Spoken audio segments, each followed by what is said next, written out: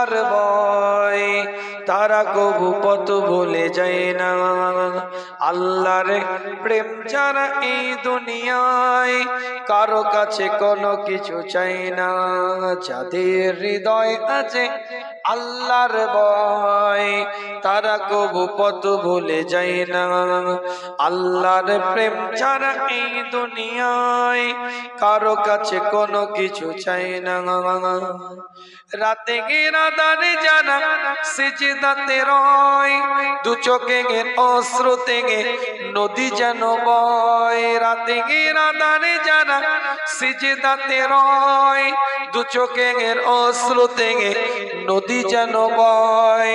ছলনার আচানি যতই আসুক পিছনে ফিরেও তাকায় না, যাদের হৃদয় আছে আল্লাহর ভয় তারা কবু পথ ভুলে যায় না। আল্লাহর প্রেম ছাড়া এই দুনিয়ায় কারো কাছে কোনো কিছু চায় না। দিন কায়েমের পথে যারা অবিচল তারা হলো আল্লাহর প্রিয়জন। বাতিলের কাছে যারা হার মানে না সংগ্রাম করে যায় অমরণ। দিন কায়েমের পথে যারা অবিচল তারা হলো আল্লাহর প্রিয়জন। বাতিলের কাছে যারা হার মানে না সংগ্রাম করে যায় অমরণ। হেরার আলোতে জাগান হৃদয় রঙিন, হাতে আল কোরআনের দীপ্ত সঙ্গীন। হেরার আলোতে জাগান হৃদয় রঙিন, হাতে আল কোরআনের দীপ্ত সঙ্গীন। সত্যের পথে যারা নিবেদিত প্রাণ শত্রুকে কবু ভয় পায় না, যাদের হৃদয় আছে আল্লাহর ভয় তারা কবু পথ ভুলে যায় না। আল্লাহর প্রেম ছাড়া এই দুনিয়ায় কারো কাছে কোনো কিছু চাই না। আল্লাহুম্মা সাল্লি আলা,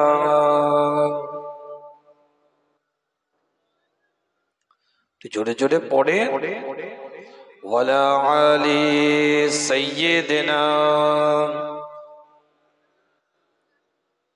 উপস্থিত হাজিরে মজলিস, ব্রাদার ইসলাম, আমার দিন দরদি নেককার পরেজগার ইমানদার মুত্তাকি ভাইরা, খুব সংক্ষেপ আলোচনা আপনাদের কাছে।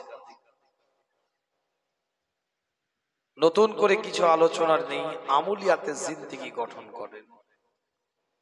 দুটো আয়াতের উপরে একটু আলোচনা করে যাব সংক্ষেপে, কিন্তু দলিল ভিত্তিক কথাবার্তা বলার চেষ্টা করব।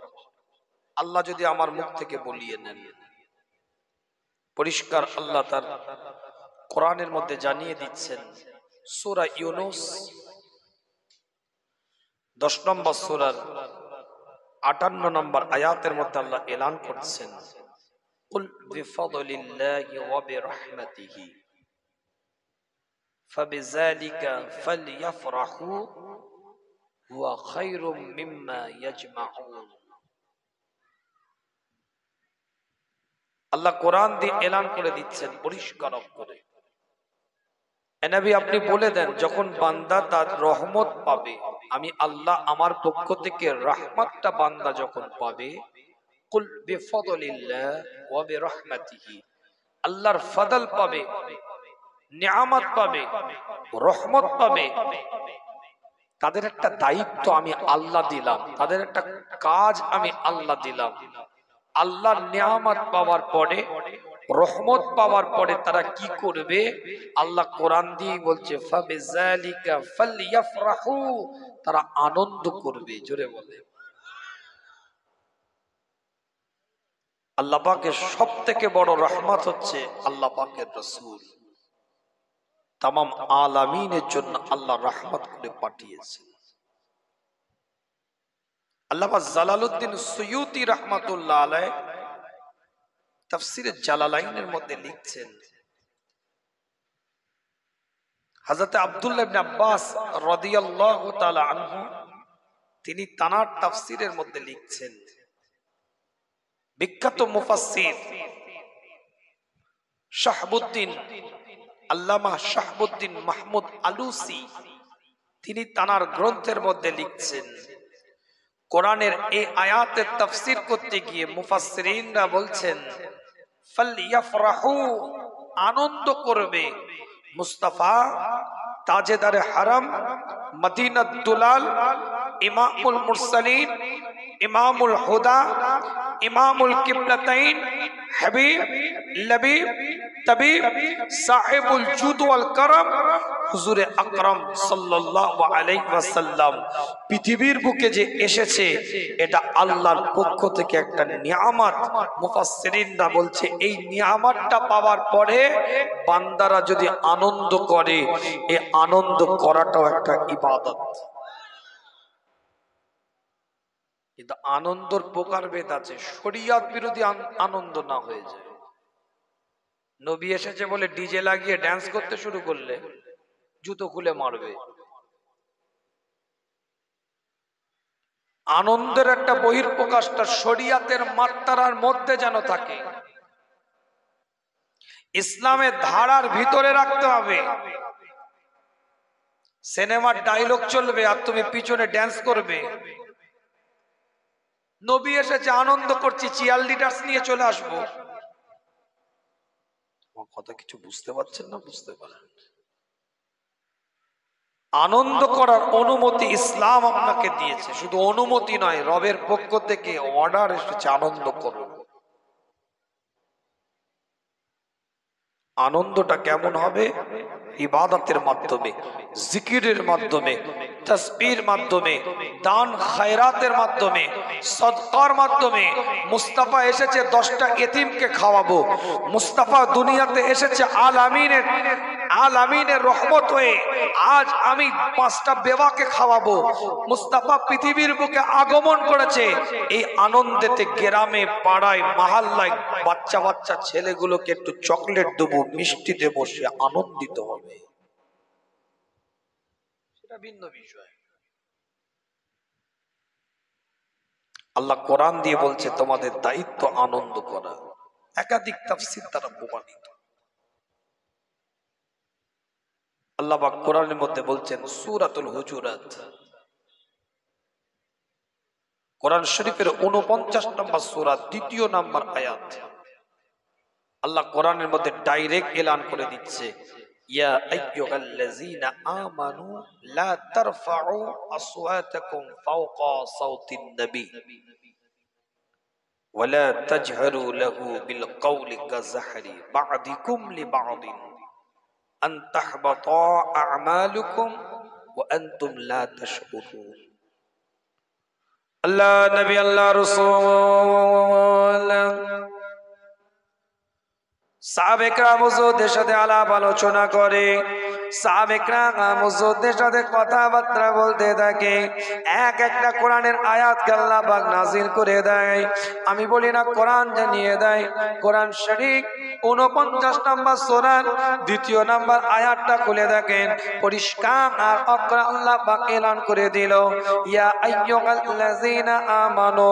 আল্লাহ পাক এখানে ঈমানদারদেরকে এলান করছে। কোরআনের বহু আয়াত আল্লাহ পাক ইয়া আইয়ুহান নাস শব্দ দ্বারা নাজিল করেছে, যেমন সূরাতুল আপনাকে বলে একাধিক সূরা দ্বারা প্রমাণিত। পরিষ্কার অক্ষরে আরাফটা খুলে দেখেন, 7 নম্বর সূরার 158 নম্বর আয়াতে আল্লাহ এলান করে দিলেন, কুল ইয়া আইয়ুহান নাস ইন্নী রাসূলুল্লাহ ইলাইকুম জামিআ। আমার আল্লাহ, আমার মাওলা, আমার পরওয়ারদিগার এলান করে দিলেন, এই নবী আপনি মানুষকে বলে দেন, ইন্নী রাসূলুল্লাহ, আপনি নবী, আপনি রাসূল, আপনি পয়গম্বর, ইলাইকুম জামিআ, সর্বজনীন করে সকলের জন্য আপনাকে নবী রাসূল করে আমি আল্লাহ দুনিয়াতে পাঠিয়ে দিলাম। আরো জোরে আজকে সুবহানাল্লাহ বলার জন্য চিমটি কাটবো না আর খোঁচাও মারবো না। এত বছরের কি ট্রেনিং হয়েছে আপনাদের দেখুন। ওই আলু কি তরকারি जो पहले थी सो अब भी है না কিছু পরিবর্তন হয়ে আপডেট হয়েছে, আপডেট ভার্সনে আসতে পেরেছেন কিনা একটু দেখব। মডেল চেঞ্জ করতে পেরেছেন কিনা একটু দেখবো। মোবাইলের নয়, গাড়ির নয়, বাইকের নয়, কলজেরও একটা মডেল আছে, যে মডেল শরিয়াত বিরোধী ছিল ওই বান্দাটা আবার মডেল চেঞ্জ করে শরিয়াত অনুযায়ী করতে পারে। যে মডেল ইসলাম বিরোধী ছিল সেই মডেলটা চেঞ্জ করে ইসলাম অনুযায়ী বানাতে পারে। যে মডেল নবীর তরিকা বিরোধী ছিল সেই মডেল চেঞ্জ করে নবীর তরিকা অনুযায়ী বানাতে পারে। আজ খোঁচা দেব না, চিমটিও কাটবো না। বরিশাল মানুষের আজকে পরীক্ষা, আওয়াজ দিবেন কি দিবেন না, আপনার আল্লাহকে আপনি ডাকবেন কি ডাকবেন না, পুরো আপনার উপরে ছেড়ে দিল। কথা কিছু বুঝতে পারছেন? অসুবিধা হচ্ছে নাকি? বিরিয়ানি হয়ে গেছে, দোয়া করে দিলে অসুবিধা নেই। দেখেন ওয়াজ শোনার জন্য বসে আছেন না, আর বাকিটা বললাম না, থাক। হবে তো নাকি? তাহলে খেটে খুঁটে আলোচনা করব। সবাই ঠিক আছেন? কে কে শুনবেন একটু হাতটা তুলেন তো দেখি। হাতের ইশারায় তো রাজি, জবান দেন দেখি। নারায়ে তাকবীর। পরীক্ষার আপনাদেরকে রেজাল্ট দেওয়ার দায়িত্ব আপনাদেরকে দিয়ে দিলাম। কনফিডেন্স আপনারাই বলবেন। ডাক্তার সাহেব বসে আছে আর ডাক্তাররা এখন আন্দোলন করছে, অনেক কিছুই করছে, কি হবে আল্লাহ আল্লাহ। এটা আওয়াজ দেন দেখি। নারায়ে তাকবীর। থার্মোমিটার রোগীর তাপমাত্রা দেখে, রিক্টার স্কেলে ভূমিকম্পের তীব্রতা মাপে। তো প্রত্যেকে মেশিনারি সিস্টেম আছে যেগুলোকে মাপা যায়। প্রেসার মেশিনে বিপি মাপে। এখন আপনারাই মাপবেন আপনারা কেমন আওয়াজ দিলেন, সেটা আপনাদের উপরে ছেড়ে দিলাম, মেশিন আপনাদের হাতে। নারায়ে তাকবীর, নারায়ে তাকবীর। সিলসিলায়ে ফুরফুরা শরীফ, সিলসিলায়ে ফুরফুরা শরীফ, মাসলাকে মুজাদ্দিদে জামান। নারায়ে তাকবীর। ঈদে মিলাদুন নবী, বিশ্ব নবী দিবস, জশ্নে ঈদে মিলাদুন নবী। নারায়ে তাকবীর। আল্লাহ কিছু আয়াত নাজিল করেছে ইয়া আইয়ুহান নাস শব্দের দ্বারা। মোট 20 জায়গায় কোরআনে এরকম আয়াত এসেছে। যেমন সূরাতুস সাবার মধ্যে এসেছে ইয়া ওমা আরসালনাকা ইল্লা কাফাতুল লিন-নাস। আবার আল্লাহ সূরা বাকারায় বলছে ইয়া আইয়ুহান নাস উ'বুদু রাব্বাকুমুল্লাযী খালাকাকুম মিন নাফসিন ওয়াহিদা ওয়া খালাকা মিনহা যাওজাহা ওয়া বাথা মিনহুমা রিজালান কাসীরান ওয়া নিসাআ ইলা আখিরিল আয়াত। গোটা কোরআন শরীফে ইয়া আইয়ুহান নাস শব্দের দ্বারা 20 জায়গায় আয়াত নাযিল করেছে। সামগ্রিক মানুষকে আল্লাহ বলেছে, সর্বজাতের, সর্বধর্মের, সর্বসম্প্রদায়ের মানুষদেরকে আল্লাহ এলান করছে নাস শব্দের দ্বারা। আর গোটা কোরআন শরীফের 89 জায়গায় আল্লাহ ইয়া আইয়ুহাল্লাযীনা আমানু শব্দের দ্বারা আয়াত নাযিল করেছে। 114টা সূরার মধ্যে 86 থেকে 89টা সূরা হচ্ছে মাক্কি সূরা। আল্লাহ নবী মাক্কি জীবনে যখন এই 89টা থেকে 86টা সূরা নাযিল হয়েছে, হিজরত করে যখন মাদানী জীবনে পৌঁছালেন তখন 28 থেকে 25টা সূরা নাযিল করেছেন। আমার আল্লাহ টোটাল 89 জায়গায় যে ইয়া আইয়ুহাল্লাযীনা আমানু ব্যবহার করেছে সব ইয়াশরাফে মাদানী সূরার মধ্যে আল্লাহ পাক নাযিল করে দিয়েছে। জোরে বল। কারণ যখন মানুষকে আল্লাহ বলছে ইহুদি আছে, নাসারা আছে, মুরতাদ আছে, শিরকিয়াতের কথা বলেছে, ওয়াহদানিয়াতের কথা বলেছে, রিসালাতের কথা বলেছে, একত্ববাদের কথা বলেছেন, এক আল্লাহর প্রতি বিশ্বাস আনার কথা বলেছে। আর যখন আমানু ব্যবহার করেছে আমার আল্লাহ আম ভাবে ওদের থেকে কিছু মানুষকে খাস করে নিয়ে টুপিওয়ালা, দাড়িওয়ালা, জুব্বাওয়ালা, পাগড়িওয়ালা, আজকানওয়ালা, আলখাল্লাওয়ালা, নামাজি, পরেজগার, রোজাদার, যাকাত দেয়, হজ করে, তাদের জন্য আল্লাহ আমানু ব্যবহার করে বলছে আমি আল্লাহ তোমাদেরকে আদাবে মুস্তাফা শিখিয়ে দিলাম। মুস্তাফার আদাবের কথা আমানু শব্দের দ্বারা আল্লাহ নাজিল করেছে। তো এই আয়াতের মধ্যে আল্লাহ জানিয়ে দিচ্ছেন লা তারফাউ আসওয়াতাকুম ফাওকা সাউতিন নবী, তোমাদের গলার আওয়াজটা নবীর গলার আওয়াজের থেকে বেশি না হয়ে যায়। কাযাহরি বা'দিকুম লিবা'দিন, একে অপরের সাথে যেমন কথোপকথন করো সেরকম না হয়ে যায়। যদি হয়ে যায় কি হবে? আনতাহবাতা আমালুকুম ওয়া আনতুম লা তাশউরুন, তোমাদের সব আমল নষ্ট হয়ে যাবে, তোমরা জানতেও পারবে না, বুঝতেও পারবে না। আল্লাহ নবী, আল্লাহ রাসূলের সাহাবা, কোরআনের এই আয়াতটা নাজিল হওয়ার পরে হুজুরের দরবারে 3 দিন পর্যন্ত আসে না।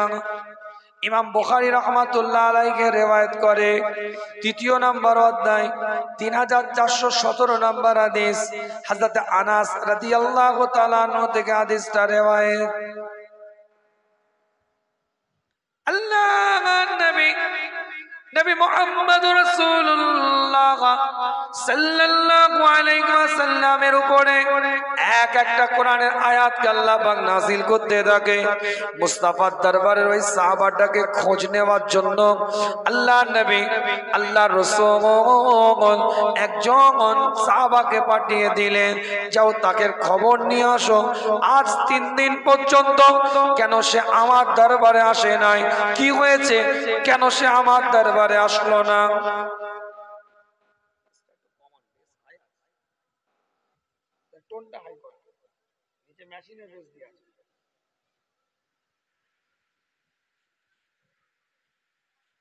আল্লাহ নবী, আল্লাহ রাসূলের দরবারে সাহাবা একরাম হুজুর এসে বলে, ইয়া রাসূলুল্লাহ, ইয়া হাবিবাল্লাহ হুজুর, আপনার উপরে আল্লাহ কোরআনের আয়াতটা যখন নাজিল করেছে, সমস্ত আমল নষ্ট হয়ে যাবে, যাদের গলার আওয়াজটা আমার নবীর গলার আওয়াজের থেকে বেশি হয়ে যাবে। এই আয়াতটা নাজিল হওয়ার পরে সেই সাহাবা একরাম হুজুর বাড়ি থেকে বেরোন না, ঘরের মধ্যে বসে থাকে, অঝরনানে রোনাজারি করে। কেন? ওই সাহাবা আপনার দরবারে যখন আসতো একটু জোরে জোরে কথা বলতো, একটু লাউডলি কথা হয়ে যেত, একটু জোরালো তার কথা হয়ে যেত। এই ভয়ে ওই সাহাবা ঘর থেকে বেরোয় না যে আমার সব আমলকে আল্লাহ নষ্ট করে দিয়েছে, আল্লাহ আমার সমস্ত আমল নষ্ট করে দিয়েছে। আনতাহবাতা আমালুকুম ওয়া আনতুম লা তাশকুরুন, আমি জাহান্নামে চলে যাব, আমাকে জাহান্নামে যেতে হবে।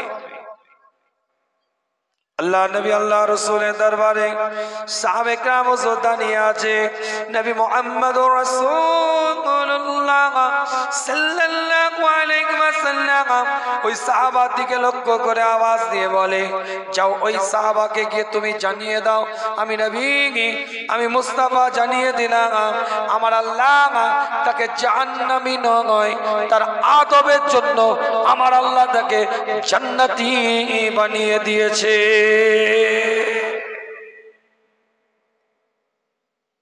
যাও সাহাবাকে গিয়ে বলে দাও, আল্লাহ তাকে জাহান্নামী বানায়নি, সে ইচ্ছাকৃত, ইন্টেনশনালি সে জোরে কথা বলেনি। সে যখনই কথা বলে একটু জোরালো হয়ে যায়, উচ্চ আওয়াজে হয়ে যায়, লাউডলি হয়ে যায়, সে ইচ্ছাকৃত জোরে কথা বলেনি, কিন্তু তার আদবের দিকে লক্ষ্য করে আমার আল্লাহ তাকে জান্নাতি বানিয়ে দিয়েছে। জোরে বলেন, কত বড় নিয়ামত! চিন্তা, আদবে মুস্তাফা তৈরি করে। সূরাতুল মুজাদিলা খুলে দেখেন, 58 নম্বর সূরা, 12 নম্বর আয়াতটা খুলে দেখেন, পরিষ্কার করে লেখা আছে, আল্লাহ পাক কোরআন দিয়ে জানিয়ে দেয়, ইয়া আইয়ুহাল্লাযীনা আমানু ইযা নাজাইতুমুর রাসূলা ফাকদ্দিমু বাইনা ইয়াদাই নাজওয়াকুম সাদাকা যালিকুম খায়রুল লাকুম وأطهر فإن لم تجدوا فإن الله غفور رحيم আমি বলি না কোরআন জানিয়ে রাখাই পরিষ্কার করে লেখা আছে এই ঈমানদারেরা ইজা নাজাইতুমুর রাসূলা তোমরা যখন নবীর সাথে একা একই দেখা করতে যাবে আলাদা আলাদা দেখা করতে যাবে ছুপিয়ে ছুপিয়ে লুকিয়ে লুকিয়ে পার্সোনাল কথা বলতে যাবে এক্সক্লুসিভ অ্যাপার্টমেন্টটা যখন নেবে আমি আল্লাহ আমি মাওলা আমি পরওয়ারদিগার জানিয়ে দিই আমি মুস্তাফার জন্য আল্লাহ পাক এলান করে দিলাম নাজওয়াকুম সাদাকা তোমরা আল্লাহর রাস্তায় দান করবে খায়রাত করবে তারপরে নবীর বারগায় গিয়ে নবীর সাথে কথা বলার জন্য এগিয়ে যাবে ভালো করে বুঝবেন আয়াতটা আমি গাড়িতে উঠতে যাচ্ছি আপনি বলেন হুজুর একটু পার্সোনাল কথা আছে একটু দাঁড়ান একটু সাইডে আসেন ইমাম সাহেব হেঁটে যাচ্ছে আপনি বলছেন ভাই কথা আছে একটু সাইডে আসেন একটু কথা আছে কই চাচা একটু দাঁড়াও না একটু কথা বলবো এরকম কথা বলি না বাড়ির পাশ দিয়ে হেঁটে যাচ্ছেন কলিং বেল টিপে ঢুকে গিয়ে বলছেন কই এই দিক দিয়ে যাচ্ছিলাম একটু তোমার সাথে দেখা করে একটু পার্সোনাল কথা ছিল বলবো এটা সাধারণ সিস্টেম আপনার আমার সাধারণ পদ্ধতি আপনার আমার আপনি আমি সাধারণ মুস্তাফা সাধারণ নয় আপনি আমি সাধারণ সরকারে কায়নাত সাধারণ নয় আপনি আমি সাধারণ মদিনাত দুলাল সাধারণ নয় আপনি আমি সাধারণ ইমামুল মুরসালিন সাধারণ নয় আপনি আমি সাধারণ ইমামুল হুদা সাধারণ নয় মুস্তাফা অসাধারণ এটা প্রমাণ করার জন্য আল্লাহ কোরআন দিয়ে বলছে নবীর সাথে এক্সক্লুসিভ অ্যাপার্টমেন্ট যখন নিতে যাবে আলাদা আলাদা লুকিয়ে ছুপিয়ে যখন কথা বলতে যাবে একাকী পার্সোনাল যখন কথা বলতে যাবে নাজওয়াকুম সাদাকা তোমরা তখন সাদকা করবে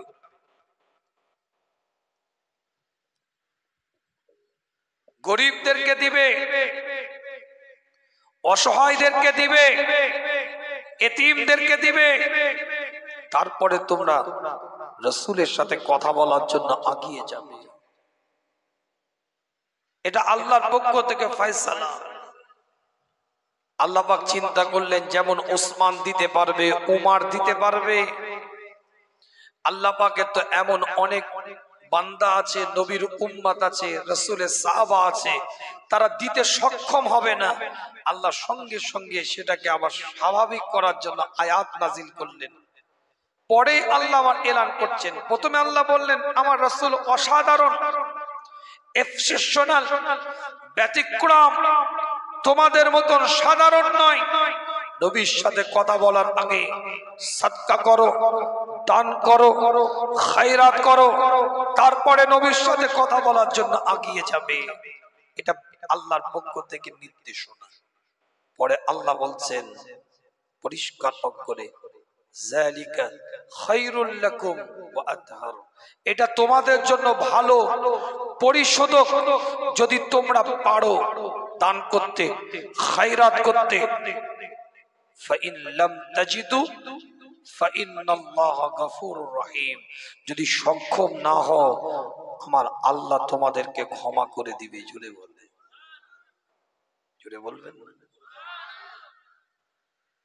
যদি পারো ভালো যদি না পারো আল্লাহ তোমাদেরকে ক্ষমা করে দিবে কিতাবটা খুলে দেখেন পরিষ্কার করে লেখা আছে জামে তিরমিজি ৫ম নম্বর অধ্যায় ৩৮৯ নম্বর পৃষ্ঠা ৩৬১৯ নম্বর হাদিস আল্লাহ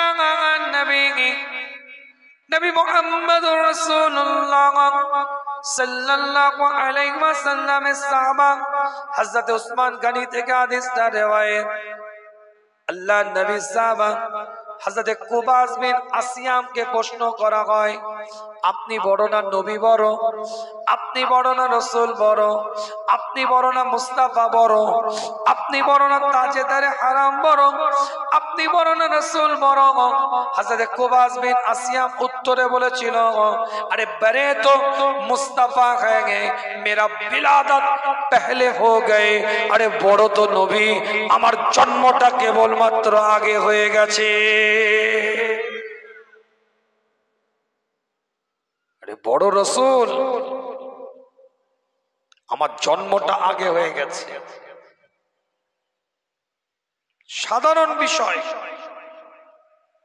কেউ আমার থেকে বড়, কেউ আমার থেকে ছোট, এটা তো নরমাল বিষয়। বয়স, আমি পীরের আওলাদ হতে পারি, মুজাদ্দিদের জামানের বাড়ির সন্তান হতে পারি, কিন্তু এখানে অনেকেই আছেন আমার থেকে বড়, এটা নরমাল বিষয়। তাকে যদি জিজ্ঞাসা করা হয় যে আপনি বড় না হুজুর বড়, কে বড়, সে নরমাল না হুজুরের থেকে আমি বড়, নরমাল একটা কথা। কিন্তু তারপরেও সাহাবারা কতটা সুন্দরভাবে উত্তর দিচ্ছেন, কতটা মাত্রা দিয়ে উত্তর দিচ্ছেন, কতটা টপ লেভেলের উত্তর দিচ্ছে সাহাবারা। আল্লাহ নবী আল্লাহ রাসূলের চাচা হযরত আব্বাস রাদিয়াল্লাহু তাআলা আনহুকে প্রশ্ন করা হয়েছিল, আপনি বড় না রাসূল বড়, আপনি বড় না মুস্তাফা বড়, আপনি বড় না তাজেদারে হারাম বড়? কিতাবটা খুলে দেখেন, হযরত আব্বাস রাদিয়াল্লাহু তাআলা আনহু চিৎকার আওয়াজ দিয়ে বলেছিল, আরে হুয়া আকবারু মিন্নি ওয়া আনা উলিদতু ক্বাবলা, তিনি আমার থেকে বড়, আমার জন্মটা কেবলমাত্র আগে হয়ে গিয়েছে।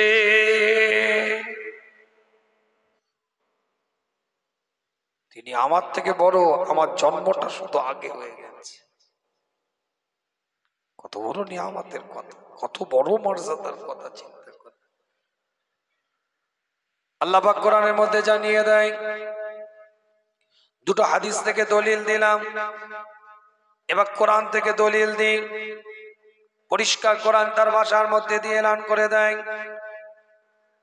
ইয়া আইয়ুহাল্লাযীনা আমানু লা তাকুলুর রাইনা ওয়াকুলু উনজুরনা, তোমরা আমার নবীকে রাইনা বলে আখ্যায়িত করো না। ওয়াকুলু উনজুরনা, তোমরা আমার নবীকে উনজুরনা বলে আখ্যায়িত করো। একাধিক মুফাসসিরিনদের রিওয়ায়াত খুলে দেখেন, একাধিক মুফাসসিরিনদের কওল খুলে দেখেন। তাফসীরে জালালাইন বলেন, মারিফুল কোরআন বলেন, কুরতুবী বলেন, বাইজাবি বলেন, রুহুল বায়ান বলেন, মানি বলেন, কবির বলেন, কাসির বলেন, মাদারিক বলেন, জালিল তাবারি বলেন, একাধিক মুফাসসিরিনদের কওলটা খুলে দেখেন। আল্লাহ নবী মুহাম্মদুর রাসূলুল্লাহ সাল্লাল্লাহু আলাইহি ওয়াসাল্লামের উপরে আল্লাহ কোরআনটাকে নাযিল করে দেয়, উম্মতে মুহাম্মাদের জন্য এলান করে দেয়, রাইনা মানেও দেখা, উনজুরনা মানেও দেখা।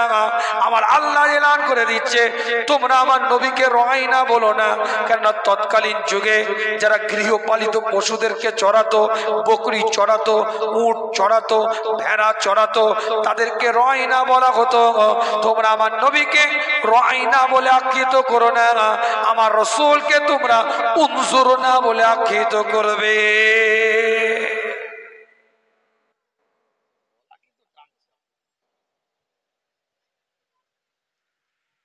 তোমরা আমার নবীকে রাইনা বলে আখ্যায়িত করো না, উনজুরনা বলে আখ্যায়িত করো। কত বড় নিয়ামতের কথা। আল্লাহ নবী আল্লাহ রাসূলের দরবারে সাহাবায়ে কেরাম হুজুরা বসে আছে। এক একটা দলিল আপনাদের খেদমতে বিদায় নেব। সংক্ষেপ আলোচনা, বিস্তারিত কথা বলে আপনাদের কষ্ট দেব না, ছোট্ট ছোট্ট করে আলোচনাগুলোকে আগিয়ে নিয়ে যায়। পরিষ্কার কোরআন তার ভাষার মধ্যে দিয়ে বলছে, ওয়া'তাসিমু বিহাবলিল্লাহি জামিআন ওয়া লা তাফাররাকু। কোরআন শরীফ সূরাতুল আল ইমরান ৩য় নাম্বার সূরা ১০৩ নাম্বার আয়াতটা খুলে দেখেন। আল্লাহ কোরআন দিয়ে জানিয়ে দেয়, ওয়াজকুরু নি'মাতাল্লাহি আলাইকুম ইয কুনতুম আ'দাআ فألف بين قلوبكم فأصبحتم بنعمته إخوانا আল্লাহ কোরআন দিয়ে জানিয়ে দেয় আমি আল্লাহ তোমাদেরকে যে নিয়ামতটা দান করেছি আমি মাওলা তোমাদেরকে যে নিয়ামতটা দিয়েছি ওয়াজকুরু নি'মাতাল্লাহি আলাইকুম সেই নিয়ামতের তোমরা শুকরিয়া আদায় করো আমি আল্লাহ তোমাদেরকে যে নিয়ামতটা দিয়েছি ইজ কুনতুম আ'দা তোমরা একে অপরের মধ্যে ঝগড়া করতে ফাসাদ করতে ইখতিলাফ করতে মতানৈক্য করতে ফাআল্লাফা বাইনা কুলুবিকুম আমি আল্লাহ তোমাদের অন্তরের মধ্যে কলিজার মধ্যে ফাআসবাহতুম বিনি'মাতিহি এই নিয়ামতের ওসিলায় আমি আল্লাহ তোমাদেরকে ভালোবাসা দিয়ে দিয়েছি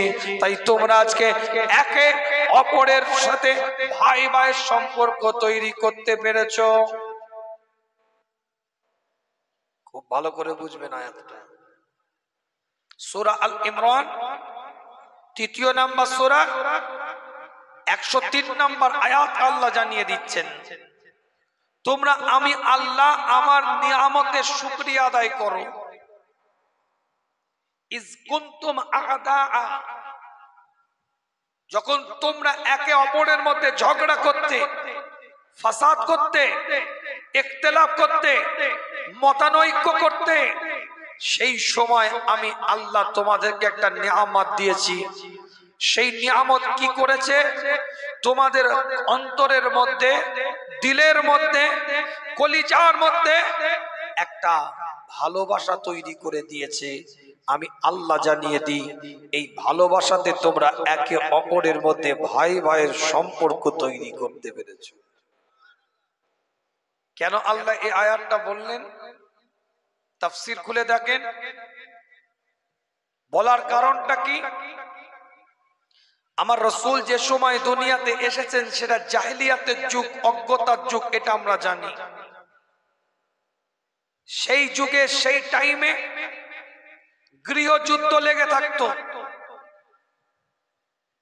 একটা পাড়ার সাথে আরেকটা পাড়ার সমস্যা একটা বাড়ির সাথে আরেকটা বাড়ির সমস্যা একটা গোত্রের সাথে আরেকটা গোত্রের ঝগড়া ফাসাদ ইখতিলাফ মতানৈক্য জাতকে বেশ করে সম্প্রদায়কে বেশ করে রিলিজিয়াসকে বেশ করে নিজেদের মধ্যে দলাদলি কিংবা ছোট্ট ছোট্ট কথা নিয়ে গৃহযুদ্ধ লেগে যেত আল্লাহ বলছে সেই সময় আমি আল্লাহ তোমাদেরকে এমন একটা নিয়ামত দিয়েছি সেই নিয়ামতটাকে মুস্তাফা সে মুস্তাফা আসার কারণে আমি আল্লাহ তোমাদের অন্তরের মধ্যে একটা ভালোবাসা তৈরি করে দিয়েছি খুব ভালো করে বুঝবেন আজ গোটা রাজ্য তোলপাড় চলছে আরজিকর কাণ্ড নিয়ে একটা মহিলার উপরে অত্যাচার হয়েছে গ্যাংরেপ করে গণধর্ষণ করে তাকে মার্ডার করা হয়েছে একটা জুনিয়র ডাক্তারের উপরে এই যে নিষ্ঠুর কর্মকাণ্ডটা চালিয়েছে এই কর্মকাণ্ড চালাবার কারণে এই খারাপ অবিচার করার কারণে এই জঘন্য থেকে জঘন্য কাজ করার জন্য হয়তো বোনটা আমাদের কারোর কোনো আত্মীয় নয় রক্তের সম্পর্ক নয় কিন্তু তারপরেও আমাদের অন্তরটা কাঁদছে আমরা জাস্টিস ফর আরজি কর বলে চিৎকার দিচ্ছি উই আর জাস্টিস বলে আওয়াজ দিচ্ছি আমরা চাই যারা এই দোষের দোষী তাদেরকে দৃষ্টান্তমূলক শাস্তি দেওয়া হোক এই কর্ম করা তো দূরের কথা এই কাজের জন্য মানুষ ভাবতেও যেন ভয় করে এই রকম দৃষ্টান্তমূলক শাস্তি দেওয়া হোক এটা আমাদের মধ্যে মনুষ্যত্ববোধ থাকলে মানবিকতা থাকলে আমাদের মধ্যে মনুষ্যত্ববোধ থাকলে সেই আমাদের মানবিকতার জায়গা থেকে আমরা এটা দাবি করব বা আশা রাখবো মনে রাখবেন একটা কথা বলি আয়াতটা বলার পরে কেন এই কথাটা বললাম এই যে মানবিকতা তৈরি হয়েছে মনুষ্যত্ববোধটা যে আমাদের কেঁপে উঠেছে এই মনুষ্যত্ববোধ মানবিকতাটা তৈরি করেছে অন্য কেউ নয়, সেটা হচ্ছে মুস্তাফা। পৃথিবীর বুকে এসেছে, মানুষের প্রতি ভালোবাসার শিক্ষা দিয়েছে, ভ্রাতৃত্বের শিক্ষা দিয়েছে, মানবতার শিক্ষা দিয়েছে, সম্প্রীতির শিক্ষা দিয়েছে। জাত নয়, ধর্ম নয়, রিলিজিয়াস নয়, সম্প্রদায় নয়, মানুষ হিসাবে ভালোবাসতে হবে। আল্লাহ কোরআন দিয়ে বলছে সেই নিয়ামত তোমাদেরকে দিয়েছি, তোমাদের ভাইয়ের ভাইয়ের সম্পর্কের মধ্যে ভালোবাসা আমার রাসূল তৈরি করে দিয়েছে।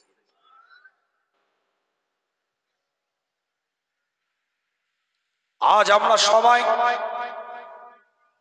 আরজি করের কাণ্ডকে নিয়ে মর্মাহত, দুঃখিত, কষ্ট, বেদনা, ব্যথা। কিন্তু মনে রাখবেন একটা ছোট্ট কথা বলি, আমরা চাই বিচার পাক, যে এ দেশের দোষী সে বিচার পাক, সে শাস্তি পাক, সে শাস্তির মধ্যে আসুক। কিন্তু মনে রাখবেন ছোট্ট একটা কথা বলি আপনাদের পীরের আওলাদ, সূরাতুল আহজাবের এই আয়াতটা তেলাওয়াত করার পরে এই সূরাতুল আল ইমরানের 103 নম্বর আয়াতটা তেলাওয়াত করে একাধিক তাফসিরে যাওয়ার আগে বলে যায় আপনাদেরকে, আজ যদি সত্যকারের মণিপুরে ওই খ্রিস্টান মেয়েটা যার গায়ে গ্যাংরেপ করে, গণধর্ষণ করে, গায়ের মধ্যে আগুন লাগিয়ে দিয়ে গ্রামের মানুষের সামনে দৌড়ানো করিয়েছিল, সেদিন যদি মণিপুরের ওই খ্রিস্টান মেয়েটা বিচার পেত, আজ হয়তো আরজি করের এই কাণ্ডটা আমাদের দেখতে হতো না। গুজরাটের বুকে বিলকিস বানু, তাকে গ্যাংরেপ করা হয়েছে, গণধর্ষণ করা হয়েছে। যারা গ্যাংরেপের সাথে জড়িত, গণধর্ষণের সাথে যারা জড়িত, তাদেরকে যখন জেল থেকে বের করে নিয়ে আসা হচ্ছে, জামিন করে নিয়ে আসা হচ্ছে, তাদের গলায় মালা না দিয়ে ফাঁসির যদি দড়িটা দেওয়া হতো, আজ আরজি করের আমার এই বোনটাকে এদিন দেখতে হতো না।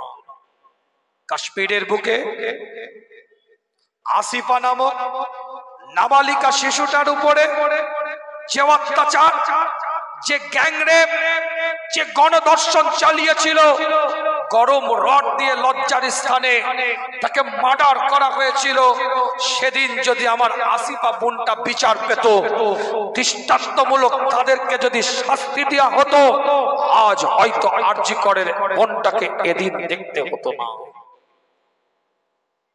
তাবরেজ আনসারী, আফরাজুল, আখলাক, এরা যদি বিচার পেত, আজ হয়তো এ দিনটা আমাদেরকে দেখতে হতো না।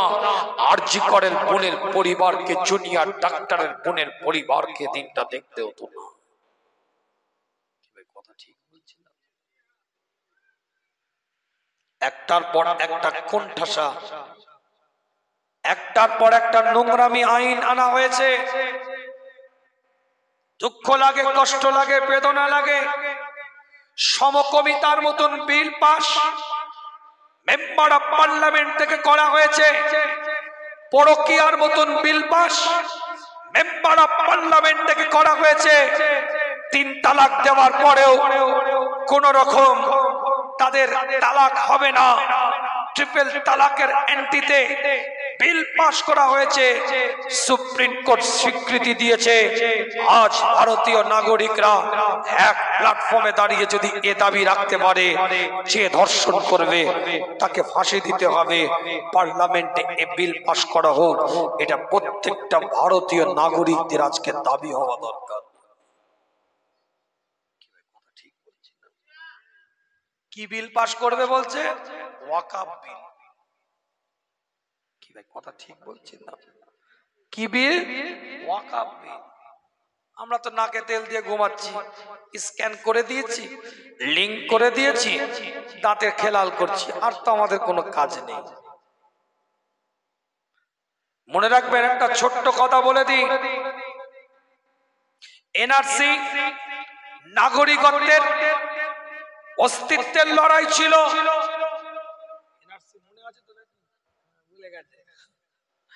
আমরা ভুলতে উস্তাদ। সিএএ নাগরিকত্বের অস্তিত্বের লড়াই ছিল, এনআরপি নাগরিকত্বের অস্তিত্বের লড়াই ছিল। আজ ওয়াকফ বিল এটা নাগরিকত্বের নয়, এনআরসি নাগরিকত্বের অস্তিত্বের লড়াই। সিএএ নাগরিকত্বের অস্তিত্বের লড়াই, এনআরপি নাগরিকত্বের অস্তিত্বের লড়াই, ওয়াকফ বিল হচ্ছে মুসলমানদের ঈমানের লড়াই। কথাটা মনে হচ্ছে একটু বাড়াবাড়ি আপনাদের কাছে মনে হলো না? বুঝিয়ে দিচ্ছি। আজ প্রায় 12 থেকে 14 বছর আপনাদের খিদমতে আসছি, দলিল বিহীন কোনো কথা বলে গেছি আজ পর্যন্ত দেখাতে পারবেন না ইনশাআল্লাহ।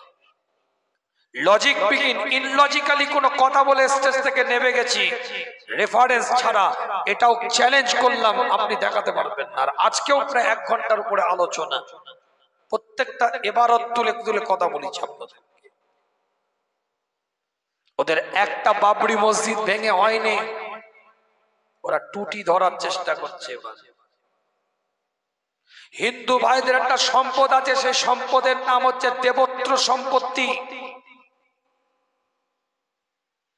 এই দেবত্র সম্পত্তি ইউটিলাইজ তারা করবে, এর আয় ব্যয় মেনটেন তারা করবে। এ সম্পদের ভাগীদার হিন্দু সম্প্রদায়ের মানুষেরা। মুসলমানদের একটা সম্পদ আছে, সেই সম্পদটার নাম হচ্ছে ওয়াকফ। 1913 সালে যে ওয়াকফ বলে সম্পদ আছে, এই ওয়াকফ আইন জারি করে ব্রিটিশ পিরিয়ডে। 1920 সালে ওয়াকফ বোর্ড তৈরি করে। প্রায় 9,30,000 থেকে 40,000 একর সম্পত্তি ভারতবর্ষে ওয়াকফের আছে, যেটা রেল, ডিফেন্স, তারপরে ওয়াকফ সম্পত্তি। কারো বাবার নয়, ওটা কারো বাবার নয়। তোমার আমার পূর্বপুরুষ, তাদের পরবর্তী প্রজন্ম মাথা তুলে সমাজে যেন দাঁড়াতে পারে।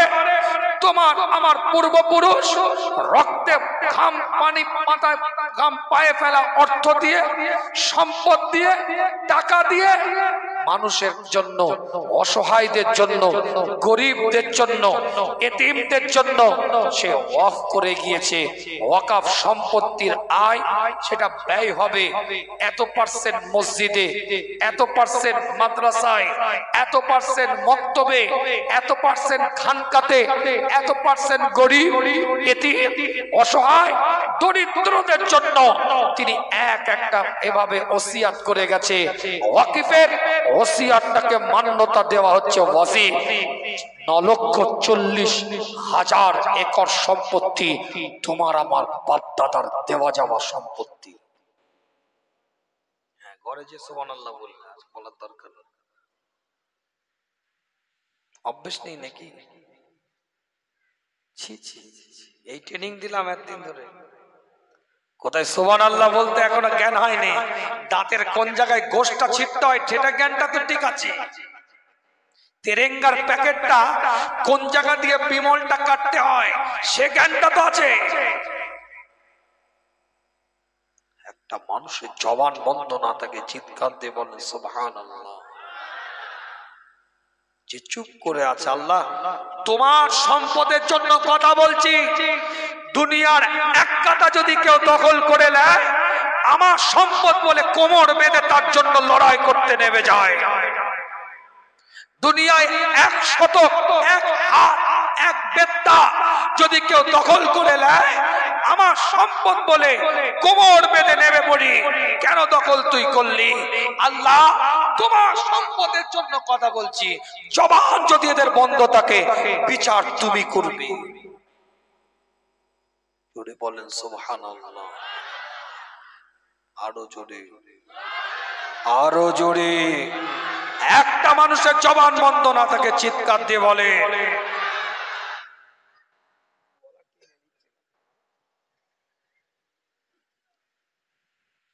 আল্লাহ পাক সকলকে কবুল করেন, সকলে বলেন আমিন।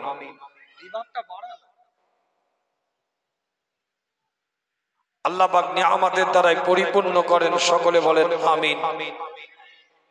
কবুলিয়াতের দরজা বান্দা হিসাবে কবুল করে নেন, জোরে বলেন আমিন। মনে রাখবেন, ছোট্ট করে কথাটা বলে দিয়ে যাই, আজ আপনার এই জায়গাটা বরিশা গ্রাম, সে তো জানি আমি। এই যে জায়গায় মসজিদটা আছে, এই জায়গার একটা ডাক নাম্বার আছে, খতিয়ান নাম্বার আছে। এলএলআর সার্চিং পেপারটা আপনি তুলবেন, দেখবেন আপনার গ্রামের এই মসজিদটা বাংলার ভূমি বলে একটা সফটওয়্যার আছে, অনলাইনে ডাউনলোড করবেন। জেলা দিবেন, থানা দিবেন, মৌজা দিবেন, আপনার মসজিদটা যে জায়গায় দাঁড়িয়ে আছে সেই জায়গাটার দাগ নম্বরটা দিবেন।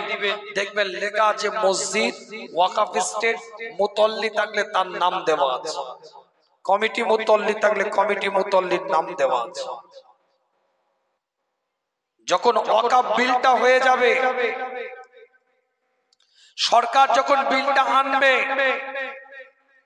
ওয়াকফ বিলটা সাকসেস হয়ে যাবে, সেই সময় আপনি সার্চিং পেপারটা তুলবেন, এই মসজিদের দাগ নাম্বারটা দিবেন, সার্চিং পেপারের 1 নম্বর খতিয়ানে এই দাগটা উঠে যাবে। এটা সরকারি ল্যান্ডে রূপান্তরিত হবে। সরকার যদি মনে করে তোমার এখানে মসজিদ রাখতেও পারে, নাও রাখতে পারে, তোমার মুখের কথায় চিৎকারে আর কোনো দাম থাকবে না।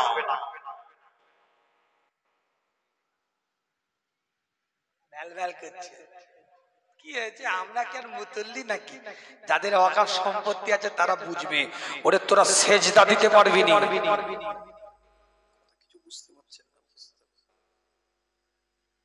একটা বাবরি মসজিদ ভেঙে ওদের কলজে ভরে নেই।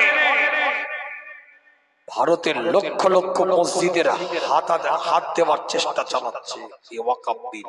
ভারতের লক্ষ লক্ষ মসজিদে তারা থাবা বসাবার চেষ্টা চালাচ্ছে এই ওয়াকফ বিল।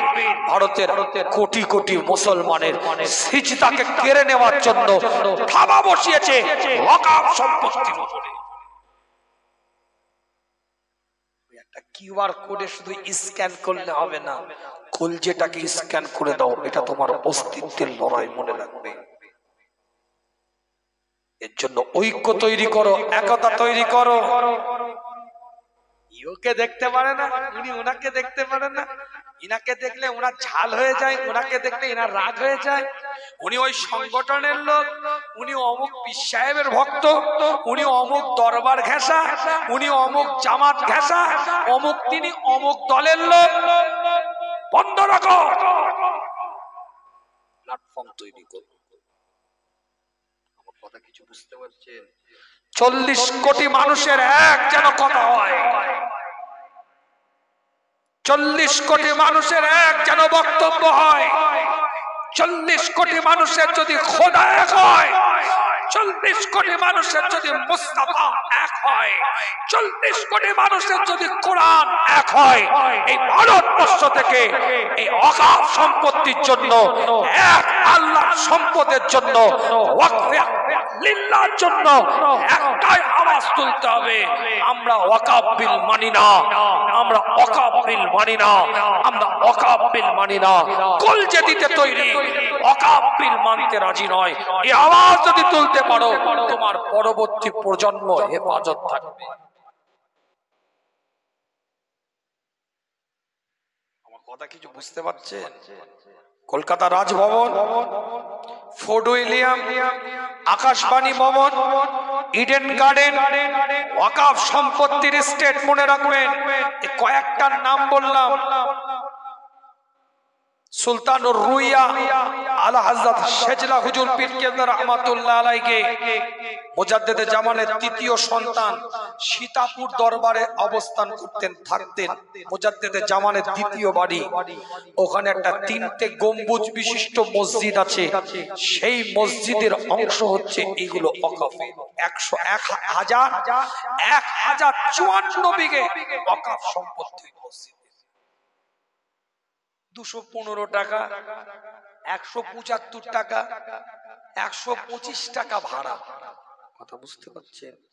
ভাড়া যাই হোক, কিন্তু সম্পদটা আপনি বলতে পারছেন আমার, কম হলেও বলতে পারছেন আমার সম্পদ। আরে আপনাকে ভাড়া দিচ্ছে মানে কি, 2 টাকা দিলেও আপনি মালিক বলে তো সে কেরায়াতে আছে।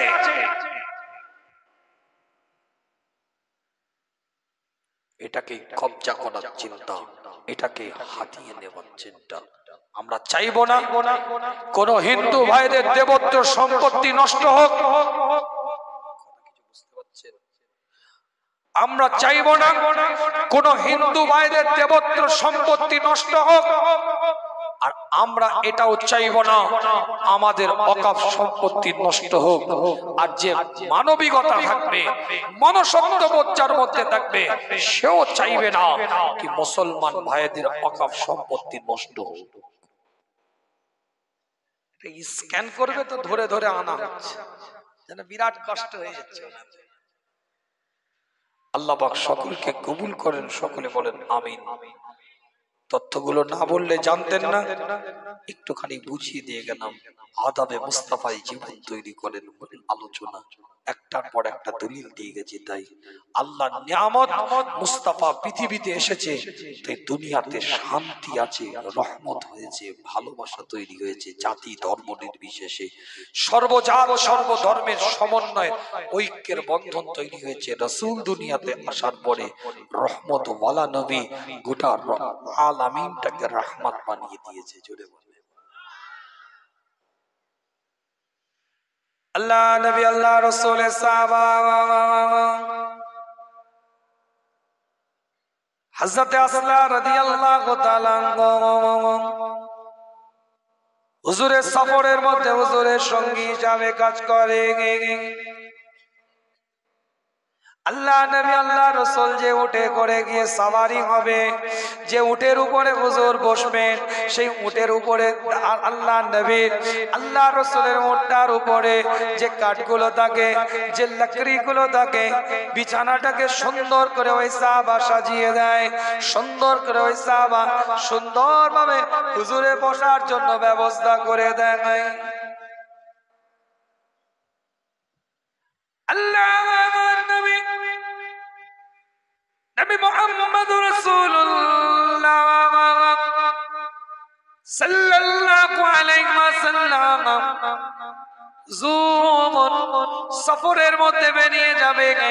হযরত আসলা রাদিয়াল্লাহু তাআলা লক্ষ্য করে দেখে সে একটু নাপাকি হালাতে অবস্থায় পৌঁছে গিয়েছে, অর্থাৎ তার জন্য গোসলটা ফরজ হয়ে গিয়েছে, গোসলটা তাকে করতে হবে। কনকনে শীত, এই শীতের মধ্যে যদি গোসল করে মৃত্যু পর্যন্ত আসতে পারে। সাহাবে কেরাম চিন্তা করে নাপাক হালাতে আল্লাহ নবী আল্লাহ রাসূলের বিছানাটা করব কি করে, নাপাক হালাতে হুজুরের লাকড়িগুলো কাঠগুলোকে উটের উপরে সাজিয়ে দেব কি করে।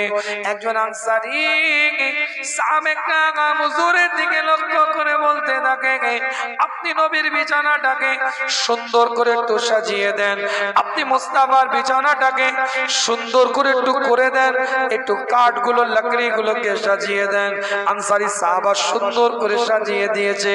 এই সাহাবে কেরাম হুজুর কিছু সময় পরে পানি গরম করে গোসল করে কাফেলার পিছনে পিছনে ছুটতে আরম্ভ করে, কাফেলার পিছনে পিছনে রওনা দিয়ে দেয়। আল্লাহ নবী দূর থেকে লক্ষ্য করলেন, হযরত আসলাকে বললেন, আসলা তাআল, আসলা এদিকে তুমি আসো।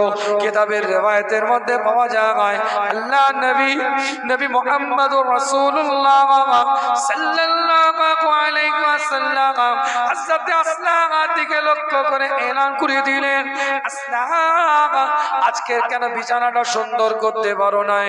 আজকের বিছানার কাঠগুলো তোমার সুন্দর করে সাজিয়ে দেওয়া হয় নাই, আজকের বিছানার লাকড়িগুলোকে সুন্দর করে ফিট করা হয় নাই।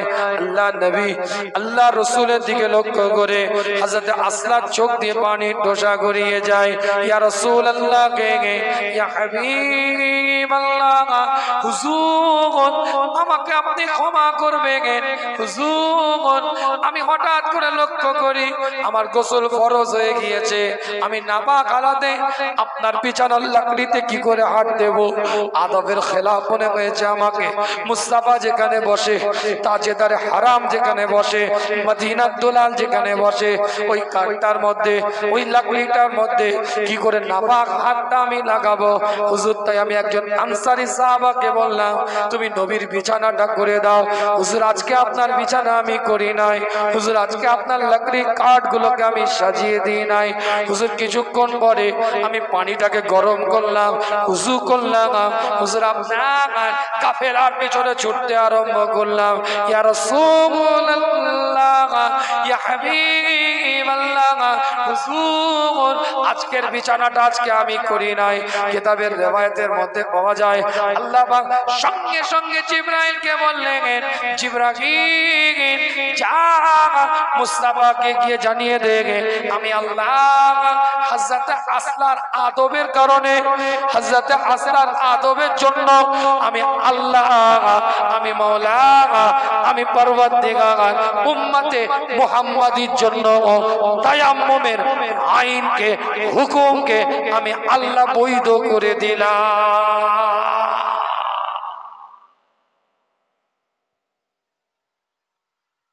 আমি আল্লাহ হযরতে আসলা আদবের কারণে তায়াম্মুমের আইন হুকুমকে আমি আল্লাহ বৈধ করে দিলাম। এর আগে তায়াম্মুমের কোন আয়াত নাযিল হয়নি। তায়াম্মুম জানেন তো নাকি? আল্লাহ আমাদের সকলকে সহি বুঝদান করেন, সকলে বলেন আমিন। হযরত আসলার আদবের কারণে আল্লাহ পাক তায়াম্মুমের আয়াতকে নাযিল করে দিয়েছে।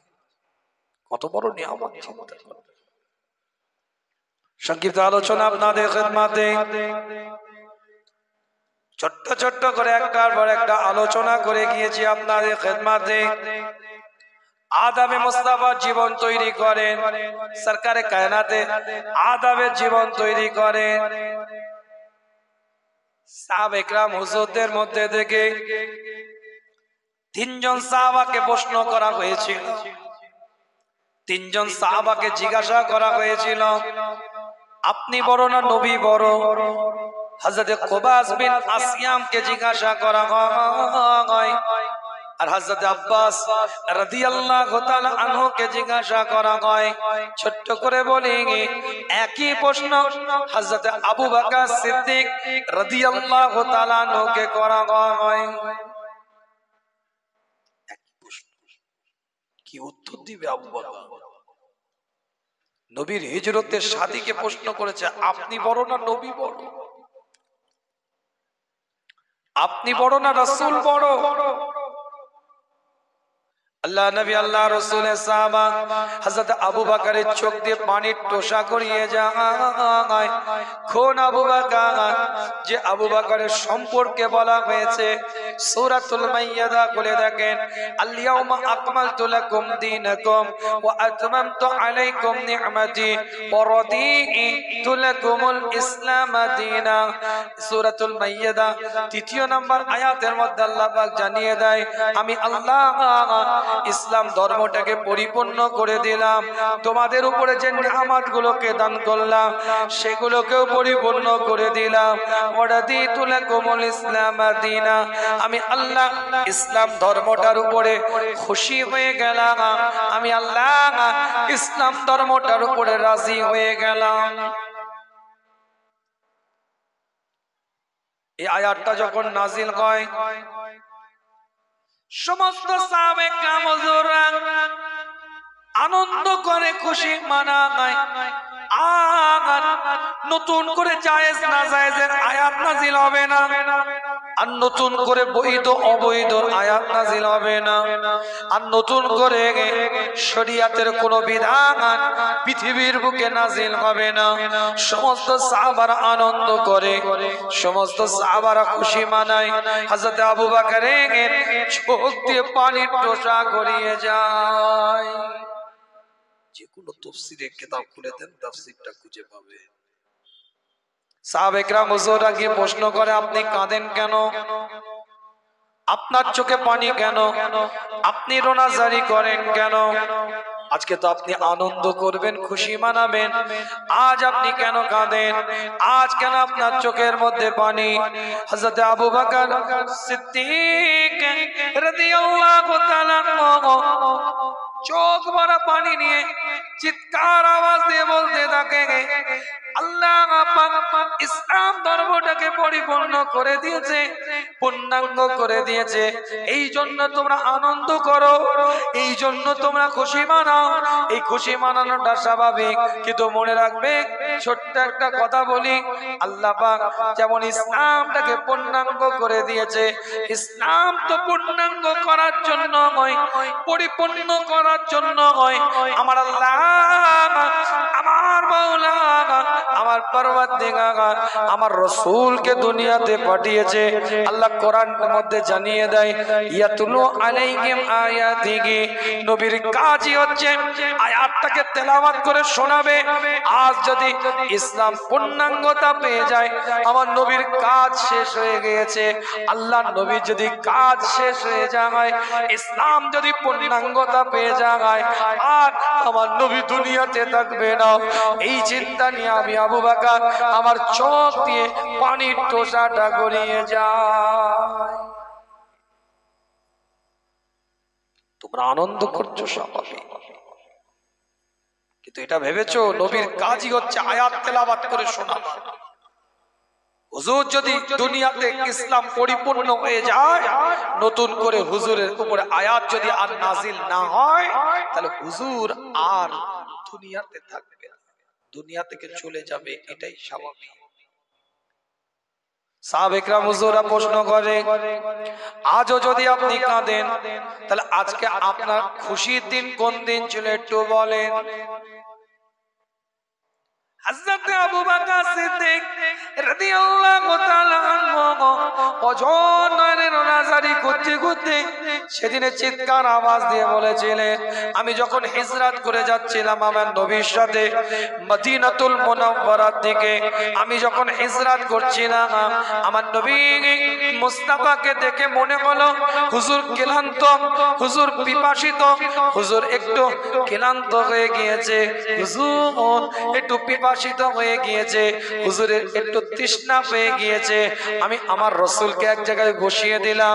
আমি আবু বকর একটা পাত্র নিয়ে একটু দুধ সংগ্রহ করার জন্য বকরির আগিয়ে গেলাম। পাহাড়ের চূড়ায় দুধ বিক্রেতারা বিক্রি করছে, তাদেরকে গিয়ে আমি বললাম, একটু কি দুধটা নেব, আমার কি পাত্রটা ধৌত করার মতন পানি পাওয়া যাবে? তারা বলল ওখানে পানি আছে, আপনি নিতে পারেন। আমি যখন সেখানে গেলাম, পাত্রটাকে ধৌত করার পরে আমি ওই পাত্রের মধ্যে পানিটা যখন নিলাম, আমি আবু বকর, আমিও ক্লান্ত, আমি আবু বকর, আমিও পিপাসিত, আমি আবু বকর, আমিও তৃষ্ণার্ত, এক পাত্র পানি আমি গালে দিতে যাব।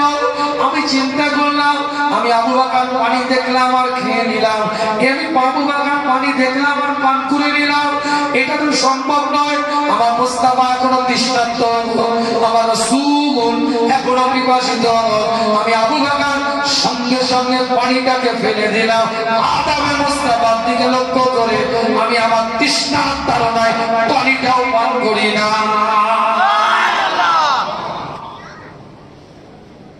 আরো জোরে, আরো জোরে। হযরত আবু বকর সিদ্দিক রাদিয়াল্লাহু তাআলা আনহু বলেন,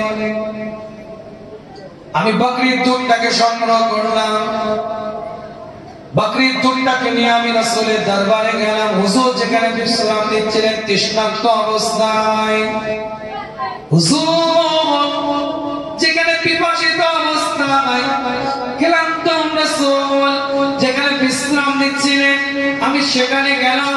আমি পাত্র দুধটা হাতের মধ্যে হুজুরের তুলে দিলাম। আল্লাহ নবী, আল্লাহ রাসূল ওই পাত্রটাকে নিয়ে পান করতে আরম্ভ করলেন। তৃষ্ণার্ত নবী, পিপাসিত নবী, ক্লান্ত মুস্তাফা হুজুর যখন পান করছিলেন, হুজুরের গলার কাছটা একটু নাড়াচাড়া করছিল, মুস্তাফার গলার কাছটা একটু নাড়াচাড়া করছিল, যখন ঢোক গিলছিলেন হুজুর, আমি আবু বকর ওটার দিকে তাকিয়েছিলাম। আমি আবু বকরের জন্য ওই দিনটা সব থেকে আনন্দের দিন ছিল, যেদিন তৃষ্ণার্ত নবীকে, পিপাসিত নবীকে তৃষ্ণা নিবারণের জন্য, পিপাসা নিবারণের জন্য আমি আবু বকর হাতের মধ্যে দুধটা উঠিয়ে নিতে পেরেছিলাম।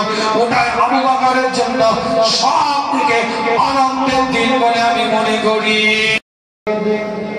সিদ্দিক আকবর রাদিয়াল্লাহু তাআলা বলে, আমি হুজুরের সাথে যখন মদিনাতুল মুনাওয়ারায় হিজরত করছিলাম, মদিনাতুল মুনাওয়ারা ইয়াশরাফের মুখে যখন প্রবেশ করছিলাম, সবাই চাদর পাখির নাই তাকিয়ে আছে। মুস্তাফা আসছে, মদিনাতুল আসছে, ইমামুল মুরসালিন আসছে, ইমামুল হুদা আসছে, ইমামুল কিবলাতাইন আসছে, হাবিব লবীব তবীব সাহিবুল জুদ ওয়াল কারামা মুস্তাফা আবির্ভাব হচ্ছে। সবাই দূর থেকে লক্ষ্য হচ্ছে আমি হুজুরের পাশে দিয়ে যাচ্ছি। আমি আবু বকর, আমাকে কোনোদিন তারা দেখে নাই, আমার রাসূল আমার মুস্তাফাকেও তারা কখনো কোনোদিন দেখে নাই। দুজনের মধ্যে নবীকে তারা চিনবে কি করে, রাসূলকে আর গোলামকে তারা বুঝবে কি করে, এটা বোঝাবার জন্য আমি আবু বকর, আমার মাথার উপরে একটা কাপড় ছিল, ওই কাপড়টাকে আমি খুলে নিলাম। আমি আমার রাসূলের মাথার উপরে কাপড়টাকে এইভাবে ধরলাম। সেদিন ওই মদিনার মানুষগুলোকে জানিয়ে দিলাম, সরদার হেঁটে হেঁটে যায়, আর সরদারের গোলাম মাথার উপরে কাপড়টা ধরে রাখে।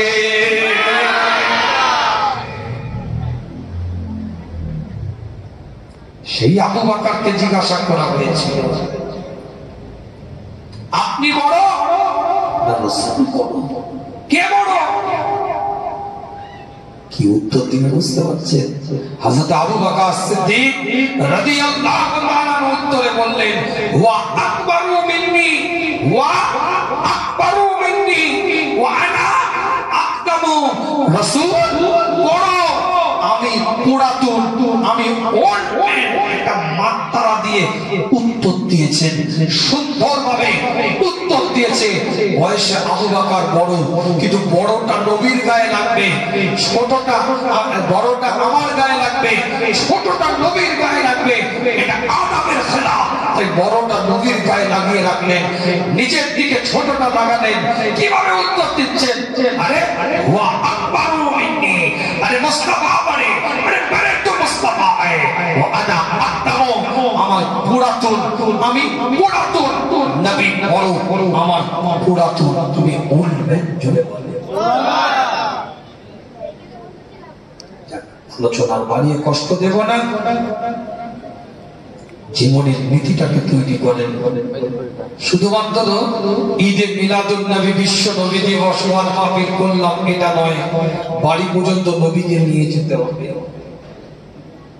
যে নবী 63 বছরে একটা মিথ্যা কথা বলেনি, সে রাসূল যদি আপনার বাড়ি পর্যন্ত যেত, বাড়ি পর্যন্ত মানে নবীর আদর্শ যদি বাড়ি পর্যন্ত যেত,